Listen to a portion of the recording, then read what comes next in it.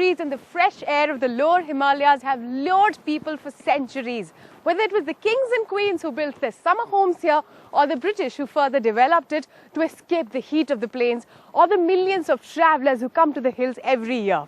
Now the trouble is there are too many travellers coming here. The hills have become polluted, crowded and full of plastic. But there are some places that, along with their old world charm, retain the cleanliness. One of them is Kasauli.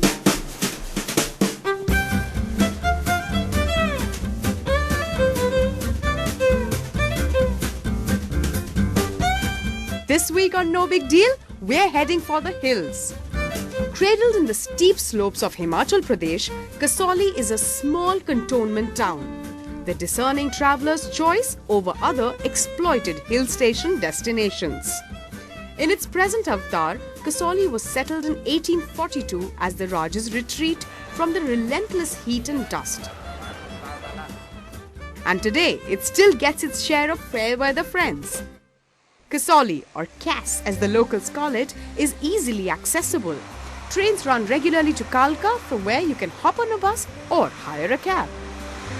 I've been let loose with 3 days and 3,000 bucks in my pocket to romp all over Kasauli. We're going to see the sights, seek out the locals, shop the bazaars. In fact, I think we need a mission plan. I love coming to the mountains for holidays, and I think all of us have had hill station memories from childhood, and we all have a few things that make a perfect hill station holiday for us.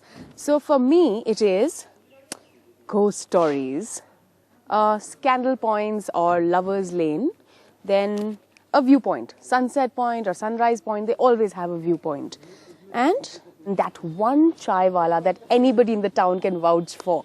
I have to find one of those in Kasauli. So I'm thinking that over the next 3 days and 3 nights, within my limited budget of 3,000 rupees, I will find out if Kasauli qualifies as the perfect hill station for a responsible traveller. Is it eco-friendly enough? Oh yeah, of course, the British influence. How can we forget the hangover of the Raj? The sloping tin roofs, smokestacks and colonnades that are so typically colonial in their style become so Indian when rendered green, blue and bright pink. And then there are the constants which resist all change. We love them just the way they are.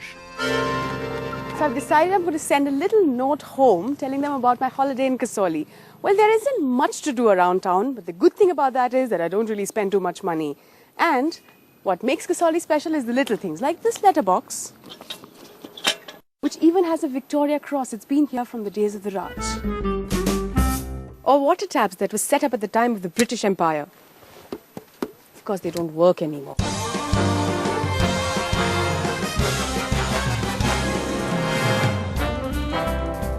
The integrity of the old buildings, especially wooden ones, which are so prone to fire, is nothing short of a miracle. And you can give thanks for this preservation at any of the 3 churches across the town. I picked the oldest, which happens to be the grandest. And if you are planning to come to Kasauli, then try and keep a Sunday in your holiday. Come here for the morning mass, the church just comes alive. Christ Church at the junction of Upper and Lower Mall is a landmark structure. Tuba.com